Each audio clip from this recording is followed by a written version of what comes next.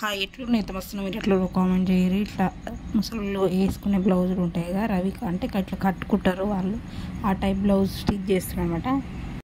Back part same ఇట్లా cut చేస్తాము, నార్మల్గా అట్లా కట్ చేయాలి. కాకపోతే ఫ్రంట్ పార్ట్ మాత్రం ఇట్లా కిందికి వస్తుంది కదా, అది కొంచెం క్రాస్గా ఎక్కువ కట్ చేసుకోవాలి. కట్టుకునే దగ్గర కిందికి కట్ చేసుకొని బ్యాక్ ఫ్రంట్ షోల్డర్స్ జాయిన్ చేసుకొని ఇక్కడ నెక్ దగ్గర ఉక్సు పట్టి కాజపట్టి ఉంటుంది కదా, అక్కడ మళ్ళీ ఫోల్డ్ చేసి కుట్టాలన్నమాట.